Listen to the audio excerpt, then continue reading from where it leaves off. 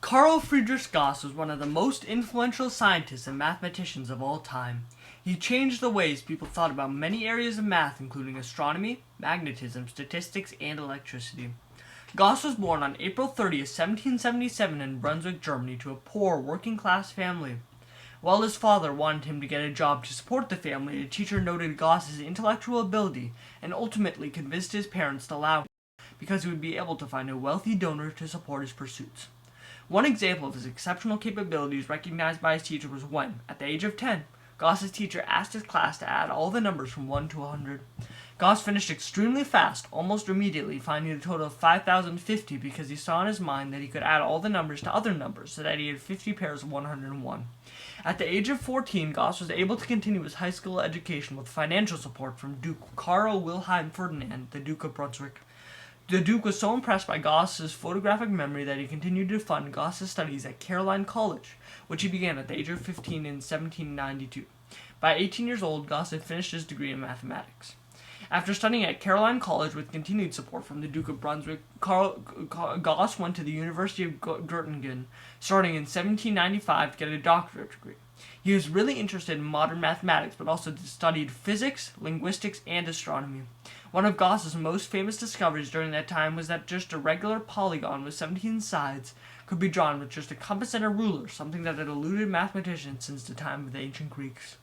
Gauss made many discoveries as a student in number theory, including proof that every algebraic equation had at least one root or solution, now called the fundamental theorem of algebra. Although he did not finish his degree at the University of Göttingen, he returned to Brunswick and completed his doctorate degree by submitting a thesis on algebra to the University of Helmstedt. The Duke of Brunswick remained impressed by Gauss's work and continued to fund his research. In 1801, when Gauss was 24, he published a very important book in the history of mathematics, Disquisitiones Arithmeticae. The influence of this book resulted in number theory beginning to meld its way into thought of today. Some say that Gauss did as much for number theory as Euclid did for geometry.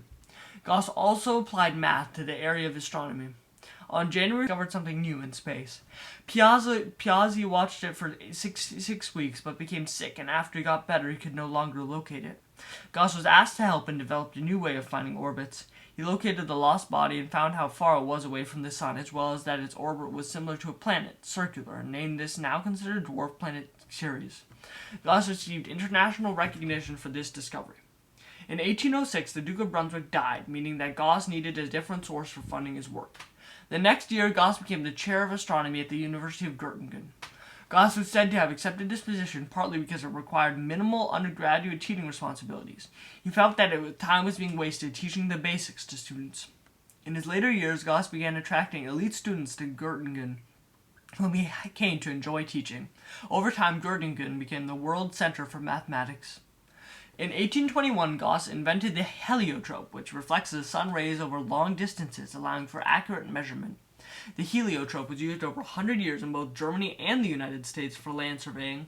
In 1831, when Gauss was 24, he helped 27-year-old physicist Wilhelm Weber get a physics chair in Göttingen and did work with him at the areas of magnetism and electricity. He did work with Weber to define the Earth's magnetic field measured with the mechanical dimensions of mass in grams, length in millimeters, and in time seconds. This finding helped increase the use of SI units. Gauss and Weber invented one of the first telegraph systems in 1833. Gauss and Weber also found out that the voltage becomes greater and less by the law of conservation of energy, and current is changed by the law of conservation of charge, now known as Kirchhoff's current laws. Gauss created two laws related to electric and magnetic fields, one called Gauss's law, which compares an electric field to what causes it, and Gauss's law of magnetism, that says that one pole on magnets does not exist. Gauss was a perfectionist, so many additional important findings that he felt were not yet perfect were not published until after his death. Gauss was known to be a kind and good-natured man. He avoided traveling and only left Göttingen once after 1807. He always enjoyed literature and had a library with 6,000 books in 7 languages. Gauss married twice and had 6 children.